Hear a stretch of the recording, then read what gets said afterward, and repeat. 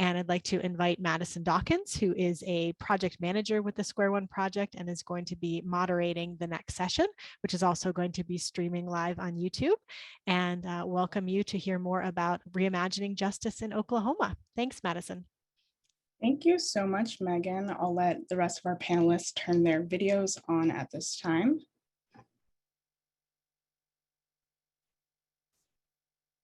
So we will go ahead and get started. My name is Madison Dawkins. I'm the manager of local partnerships at the Square One Project. The Square One Project's Reimagining Justice Locally initiative is a collaborative effort to identify opportunities for reckoning with historical injustices of a specific site. This brings me to today's conversation. In an effort to move towards a new framework for justice in Oklahoma, a number of Oklahoma-based leaders have committed to this 2-year initiative to consider important contextual issues such as racial disparities, such as social and cultural consequences of Oklahoma's overreliance on punishment, and issues such as economic inequity. I will now introduce our panelists. Senator George Young is a state senator for the state of Oklahoma. Chris Steele is the executive director of the Education and Employment Ministry. Kim Pravat is the assistant director of prosecution for the Chickasaw Nation. And Avita Fox-Kreider is the director of statewide outreach for Oklahomans for Justice Reform. To our audience, we plan on leaving time at the end for question and answer, but if we are unable to get to it due to time constraints, I will put my email in the chat and you can reach out to me directly. So with this, we will begin. Our first question is for all of our panelists. Last year marked the centennial of the Tulsa Race Massacre. In which ways did the centennial signify the need for a larger effort aimed at narrative change in Oklahoma? And let's start with Chris. Sure. So the reality, first of all, thank you so much for the opportunity to participate in this discussion. We are beyond excited and elated to the Safety and Justice Challenge and to the Square One project in particular for choosing Oklahoma. So the reality is this: we in our state have a history of policies and practices that are rooted in racism, economic disparities, violence, and we have a pretty tough time recognizing and certainly reckoning our historical past in regard to the racial disparities that exist. The Tulsa Massacre took place in 1921. We celebrated the centennial, and the reality is, for a couple of days, for a weekend, there was attention and there was awareness. Unfortunately, after the weekend was over, it felt like we went back to things as normal. And if I'm going to be honest, the response of the legislature and our state leaders resulted in passing laws that would actually forbid the teaching of reality from a racial disparities perspective. And our response has not been good, and we have struggled ultimately to recognize and deal with appropriately our troubled past as a state.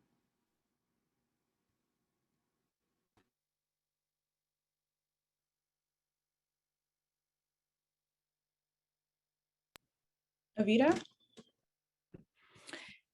Hi, Madison. Yeah, I want to echo what Chris said. It's been 100 years, and Oklahoma has yet to grapple with our racial history on a wide scale, nor deal with the implications of that history, like how we view and treat our communities of color, how it affects our policies, and what we deem as legitimate practices to how we implement safety and justice within our state.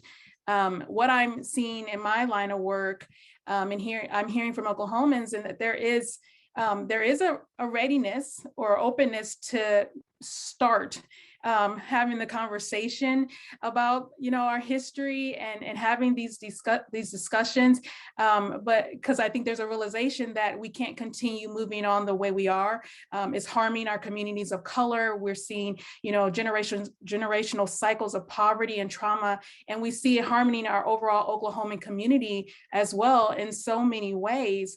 One of the things I think is that the problem is so big and there's such a lack of understanding about it that people don't necessarily know where to start. And that leads some people to complacency, and they just don't know how to address it.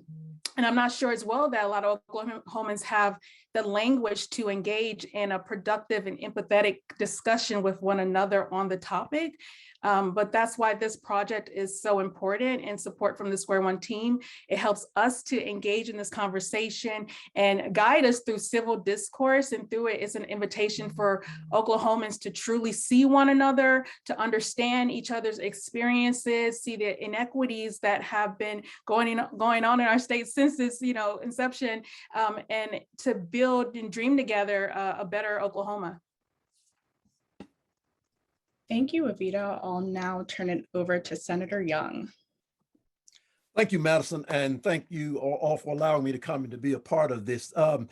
They tried to handle that as a memorial, and it was not a memorial. The citizens of Tulsa who really participated and planned it knew what they were trying to do. They were trying to create something that would open up the very conversation that the other panelists have already addressed.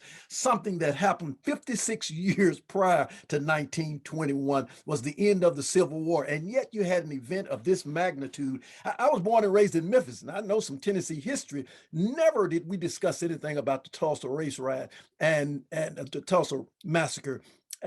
And even in Oklahoma, I've been here almost 40 years. I have not heard a whole lot discussed about it. And so the problem is that we in Oklahoma have not opened it up. And so instead of trying to, the legislature and the leadership of Oklahoma trying to make it a memorial or remembrance, I think along with the people of Tulsa, it should have been, and I think they felt this was a manifestation, uncovering, a revealing of some things that occurred that need not only to be discussed in past history, but to look at now and to see how our future will lay out if we can be honest one with another. And so I was very disappointed in what occurred and what has occurred since then. And I think as part of the legislature, I think that's part of the problem right now, that we have not done enough and trying to do that. And I'll talk some more about that later, but we have not done enough to reveal, to make this manifestation of what occurred and how significant and important it is, not only to the history of Oklahoma, but the history of African Americans in the state of Oklahoma. Thank you so much, Senator Young. I will now turn it over to Kim. Yeah, I agree with my fellow panelists. I think that the centennial was sort of a missed opportunity to, and I'm a lifelong Oklahoman, and I didn't know about the Tulsa Race Massacre until I was an adult. So it just was not talked about or discussed in any meaningful way as a student in our Oklahoma schools. So I agree that we're past time for a conversation about this topic. And also, I'll just take this opportunity to add that, significantly, while not 100 years ago, within the last year, we've had some major changes within our state as it affects tribes. Oklahoma is home to 39 federally recognized tribes, all very different tribes, some with similar histories. And so as a prosecutor for the Chickasaw Nation, I'm also excited to be part of this conversation. Thank you so much, Kim. And that will actually lead us into our next question. So I was wondering if you could speak on the significance of the McGirt Court decision on tribal justice and the ways it might preview the challenges associated with a statewide narrative change. Sure. Indian country criminal jurisdiction is very complicated. It's a weeks-long course, part of the Indian law course in law school. So trying to describe it in like a minute is a little challenging, but I will do my best. So so criminal jurisdiction for Native Americans is very different when crimes occur on Indian land.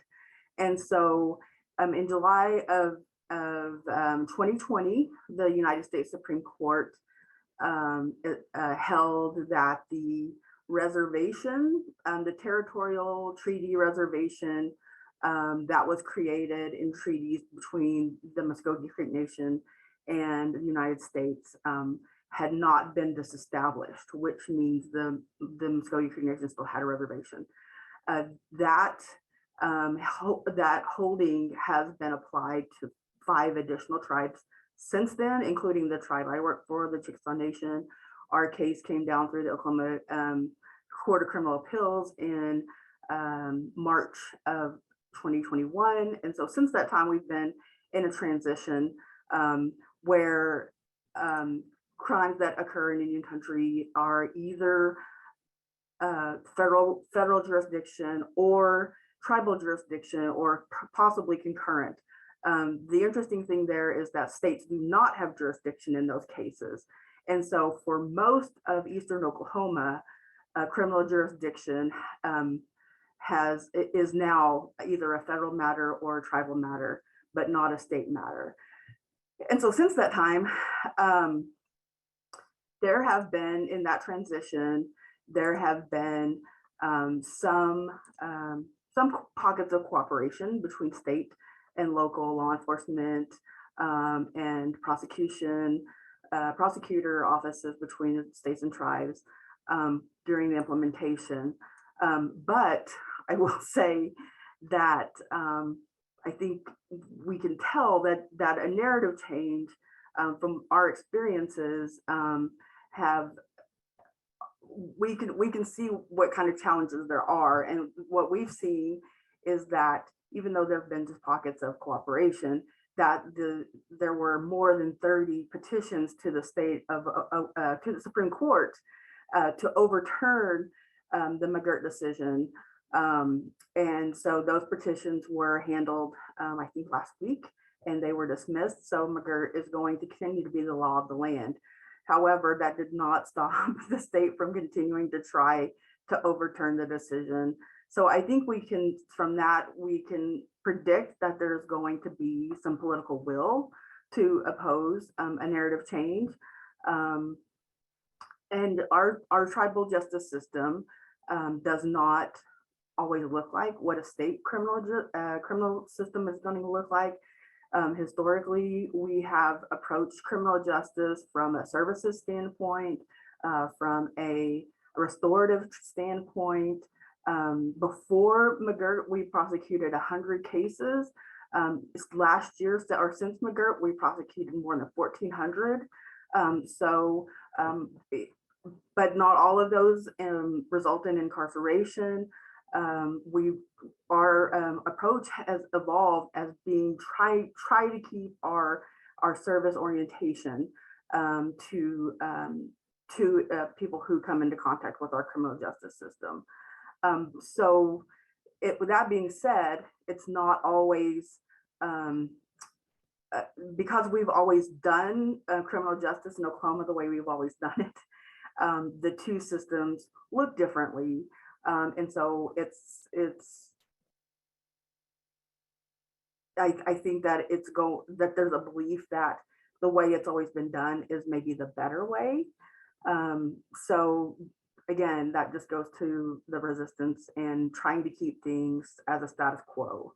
And that's a challenge, I think, when you're trying to change the tune of a state that holds those beliefs.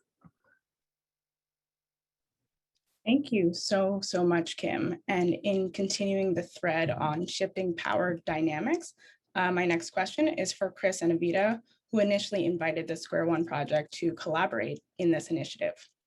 So Chris and Avita, for the past several years, the Safety and Justice Challenge has worked with 52 jurisdictions, including Tulsa, Oklahoma, to safely and equitably reduce jail populations with the intent on targeting racial disparities. In what ways do you intend to center racial disparities through this initiative to reimagine justice in Oklahoma? Oh, I think I'll go first. Well, just like you mentioned, first and foremost, the Square One team has been wonderful in helping us to design the project so that it is centered on racial disparities. We have three main goals, which are to advance the social change through reckoning with our historical injustices, support and empower our local communities to reimagine a vision of justice that's grounded in racial and social equity, and then also to, invite and build a coalition among stakeholder groups that are diverse and our diverse community partners to create power together and increase equity. But furthermore, our stakeholder groups that are going to convene, they're going to engage in three main discussions that are grounded in addressing the racial disparities within our state and how our current reality in terms of our over-reliance on incarceration, our excessive sentencing, our disproportionate incarceration of Black Americans, how that aligns with our stated values and how we can actually reconcile the two moving forward to build a more equitable Oklahoma. And just to give you an idea of the type of conversations that we're going to be having. Our first conversation is going to be on the history of racial and economic disparities. Our second is going to be on how we respond to violence. And then our third is going to be on how the opportunities that exist in our cross-system institutions, how can they collaborate to create a more unified and just state. Thank you, Evita. Chris? Yeah, so just to follow up on that and not to be redundant, I think Evita hit the nail on the head. At the end of the day, what this opportunity means to Oklahoma is a safe space to create civil discourse. So we are going to be intentional about bringing members of the community together in a way that shares power, creates validation and the opportunity to hear one another.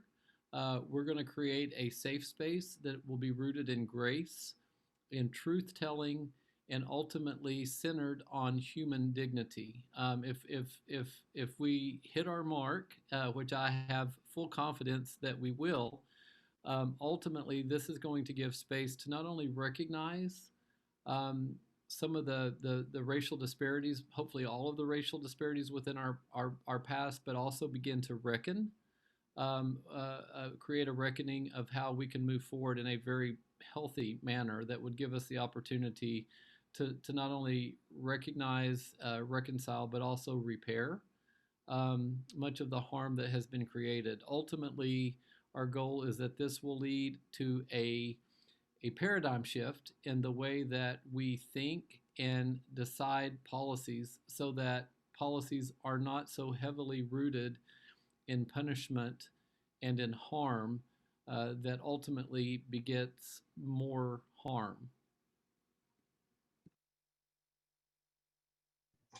Thank you so much, Chris. And again, Evita.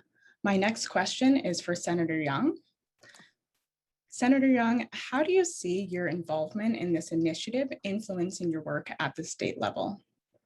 Well, I'm very proud of it. And I thank Evita and Chris for allowing me to be a part of what they're doing. And I thank Square One for coming into Oklahoma and helping us to do some things that we've been attempting to do. And I think it elevates our work. But I want to quickly say, I've been a pastor for over 40 years, back in the pulpit right now. I'm over 68 years old. I was born in Memphis, Tennessee. I give you that context to help you to understand that what I get from the work that I'm involved in with Chris and with Evita and with Square One is that I get knowledge. I don't have the ability on my own to go out and get that knowledge, but I get that knowledge, that information from this group. I was listening to Laura earlier today, and what great information she was inputting and giving me to use in the work that I'm trying to do. Not only the input, but it's personal to me.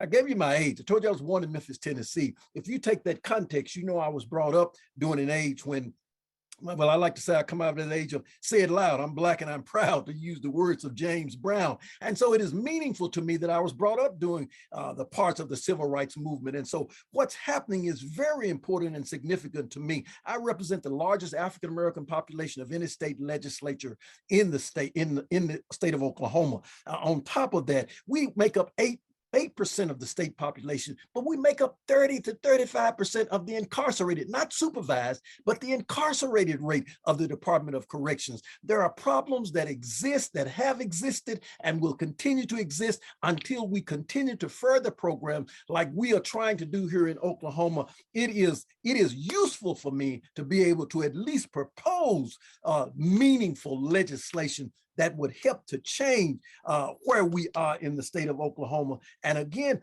I believe that it comes out of my involvement, getting information, getting knowledge, having the ability to input, having the ability to create. I believe, and just very quickly, a couple of bills, a commission on race and equity, which has been shot down for the last couple of years that I presented. It would be very helpful to us, a bill on community and race impact statements to look at legislation that will impact certain communities. And so, I just appreciate, I want to quickly say about Kim, and the tribes have been wonderful. They have been marvelous in working with us and working with trying to overcome what the McGirt case did. And I appreciate them. I think they're doing a great job. And so that's what it has meant to me. That's what it brought to me. And that's how it has excited me to see in all of these years I've lived, something important and significant that can occur, that is occurring in the state of Oklahoma. And I'm looking forward to what we will accomplish.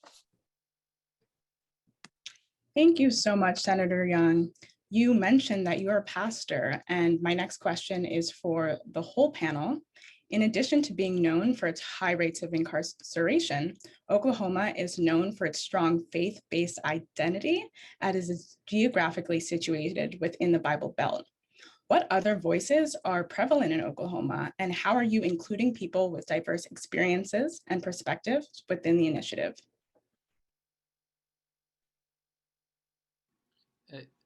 Madison, if it's okay, I may jump in here just to start this conversation very quickly.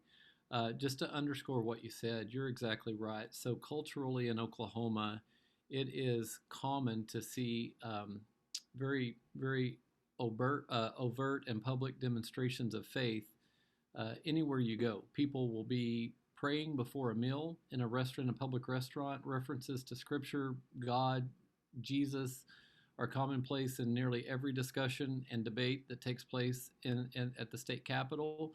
People who run for office in our state also use faith as a way to identify and endear voters to their candidacy.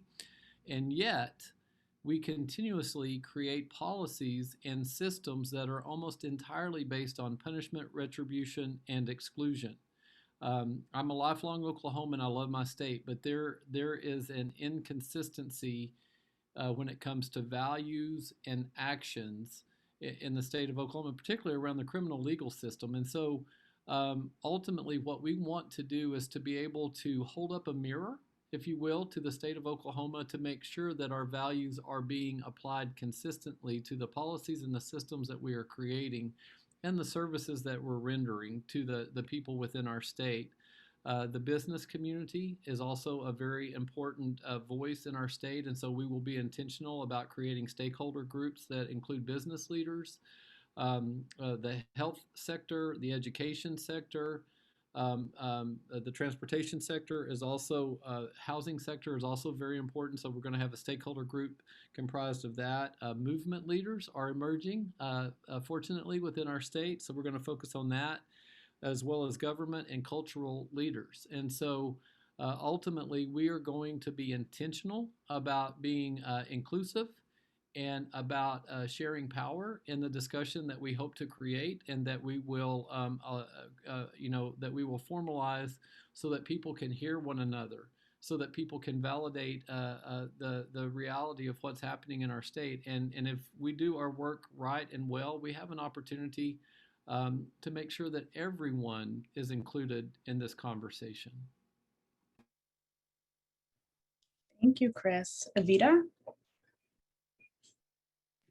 Yeah, I want to, Chris said it all. Just want to echo that, this project is about building bridges and doing the adaptive work of shifting our mindsets in a culture that is harming some communities and while humanizing others. And I say this as I've, been a part of ministry for over 20 years. I'm a Christian, but, there is sometimes a disconnect between our values and how we live out those values in our society. And our justice system has to work for everyone. Oklahoma has to be for everyone. Thank you so much, Evita. Kim? Yeah, what's interesting to me about participating in this project is just that desire to be inclusive, like Chris and Evita have stated. And I just think that's really important, even to the extent of, including folks who may not hold the same values or the same perspectives as maybe I do, maybe including, law enforcement community, and just providing a space for civil discussion. We've had discussions about, the lack of civility when it comes to being on opposite sides of a position. We've sort of gotten away from that. And so I'm really excited about the opportunity to have those discussions in this format, and to have civil discussions again. I think my participation is representative of that desire to be inclusive. Tribes are generally rural. Tribes are also in the business sector. So it's really, I think that the leaders in this steering committee, Square One, is really trying to reach as many folks as we can. And Oklahoma is sort of spread out and just trying to get those folks to the table, and being intentional about that is really, it's exciting. Thank you so much, Kim. Senator Young?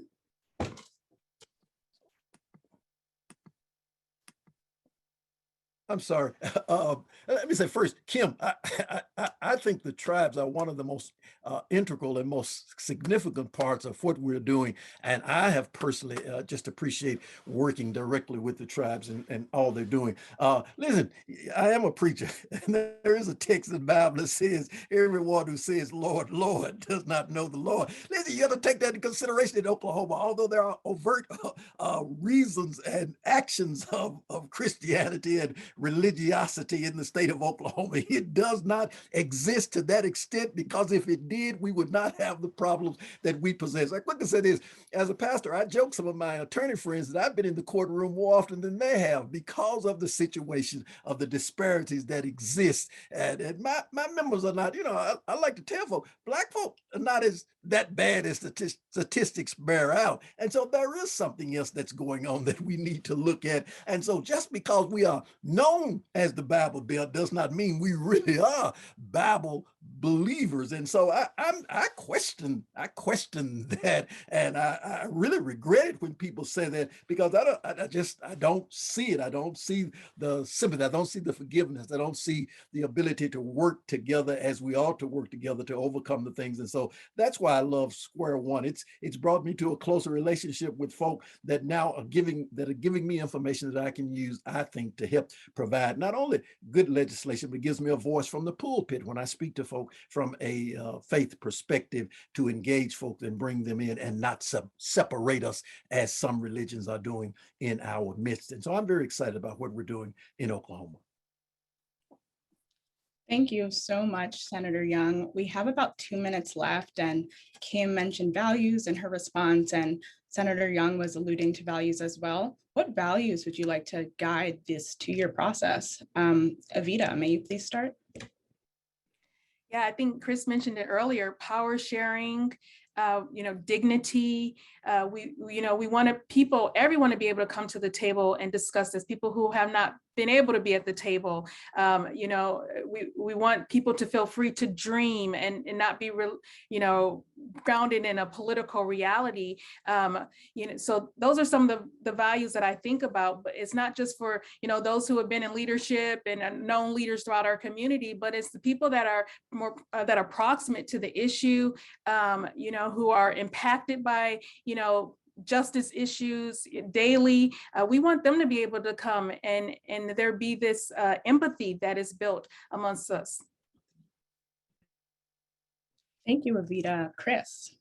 You bet. Very quickly, for me, it starts with truth telling. It's followed up by grace, by mercy, reconciliation, restoration, redemption. Ultimately, those are the values, human dignity, as Evita said, but those are the values of the Safety and Justice Initiative, as well as the values of the Square One Project. And so if we can incorporate those values in a consistent manner in Oklahoma, I am very optimistic that we're going to be able to create a paradigm shift that leads to a reduction in harm. Thank you so much, Chris. Unfortunately, I'm getting flagged that our time is now over. I want to thank our panelists at this time. Thank you so much for such a enriching discussion. At this time, I will now hand things over to Megan. Thanks so much, Madison, and thank you to all our panelists. I know that we'll all be looking forward to hearing more about your work in Oklahoma as things continue to unfold. So please keep us posted through SJC Exchange and possibly at upcoming convenings as well. And thanks to everyone who was part of this opening panel. We'll now be moving into a 30-minute break, so feel free to grab whatever meal it is time for in your time zone. And then I welcome you back for our breakout sessions that will be starting in half an hour. And you can visit HUVA to see what those options are. Most of the breakout sessions are set up in a meeting format, so we welcome you to share your video and participate in the conversations in those sessions. We're looking forward to seeing you all today. And of course, feel free to post chats in the app if you want to continue any conversations from what you've heard so far. Thanks so much. Be sure to complete your evaluation for this session on your way out, and we'll see you in half an hour. Take care.